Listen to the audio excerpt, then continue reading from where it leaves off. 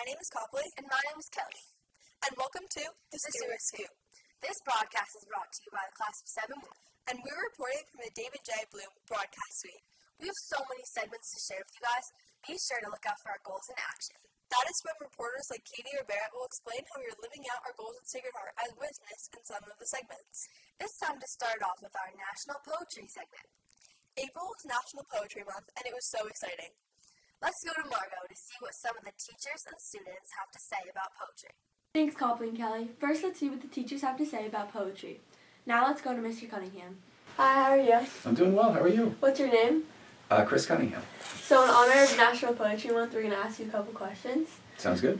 What's your favorite poem? I think it's the poem To Be of Use by Marge Piercy. And who's your favorite poet? Probably Billy Collins. Thank you so much. You're welcome.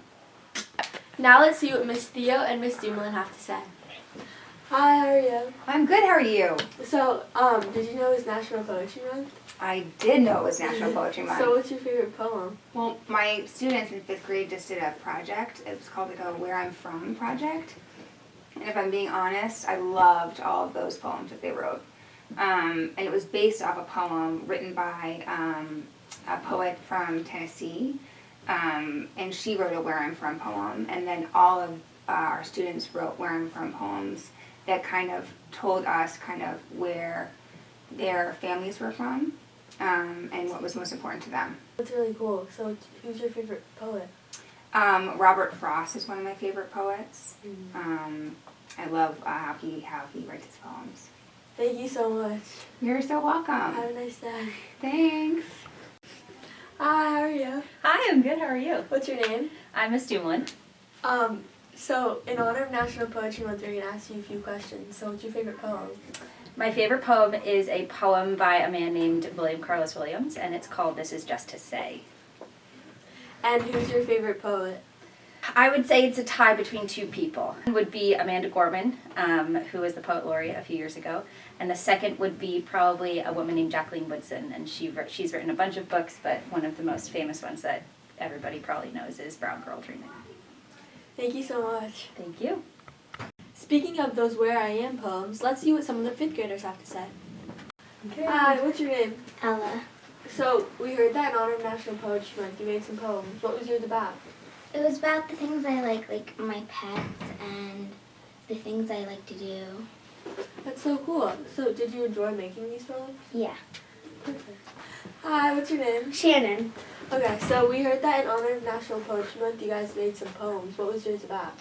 Mine was about my favorite things during the summer. So I go on boats usually, so I like going on boats and reading books and stuff. That's so cool. So did you enjoy making the poems? Yeah, it was really fun. That was so interesting to hear the teachers' different views on poets and poetry. And the 5th graders' poem sounds so cute. Time for something that's really entertaining. First, Elizabeth is going to interview some of the middle school teachers about random things. Then one of us is going to pop out of a locker and scare the teacher that's being interviewed.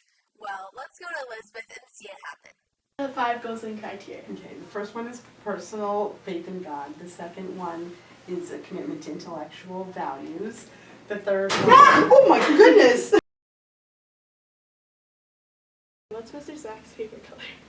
Mr. Swack's favorite? Oh my god. What are the 5 goals and criteria? List 3 to 5. What's Kelly's favorite holiday? Kelly. What's Kelly's favorite color? Okay, what are the 5 goals and criteria? Goal 1 is active faith in God. Goal 2 is intellectual. Who was the president who founded Earth Day?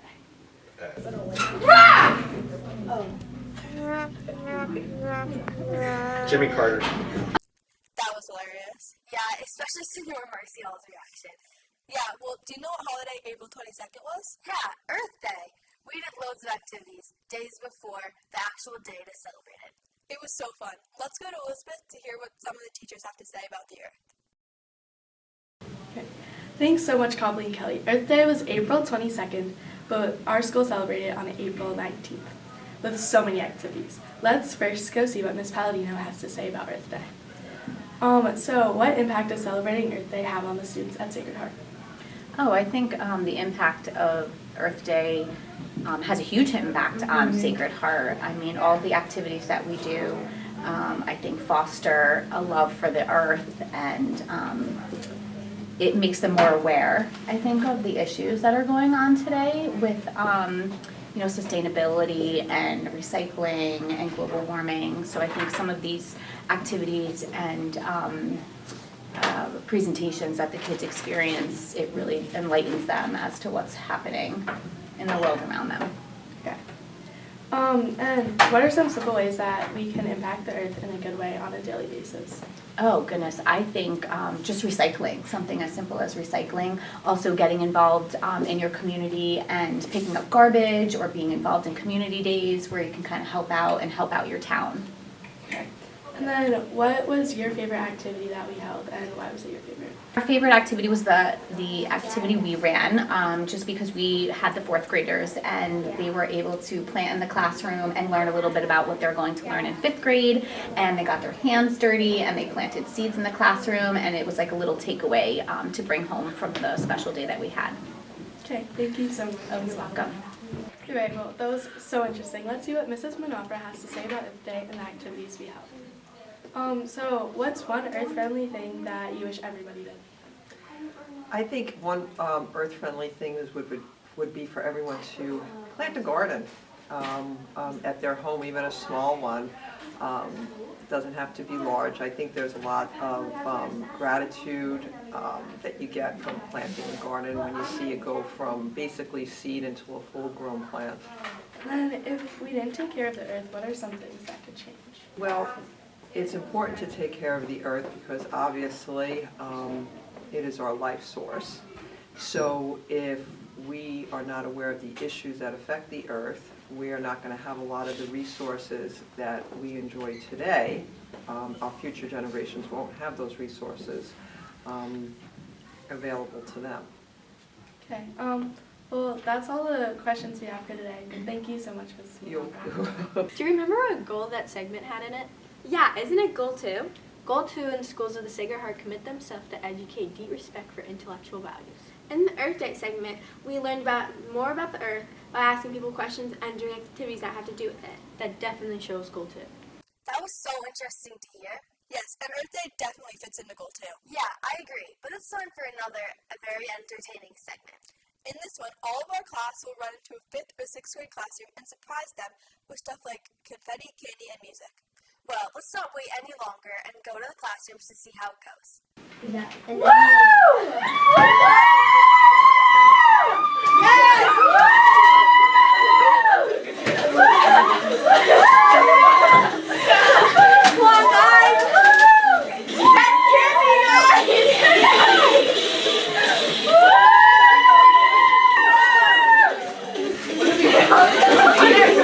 I'm so confused. What do we do? Yeah, what the heck? What did we do?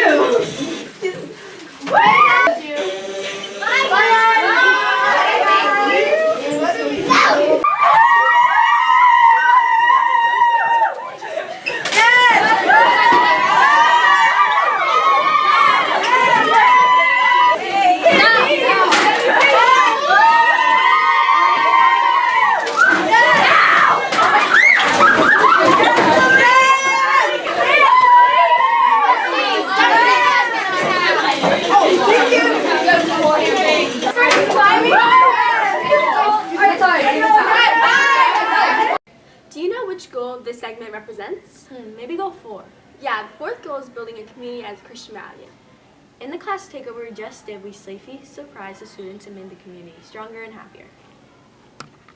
That was really fun to see the 5th and 6th graders' reaction to our surprise. Yeah, they seemed really excited.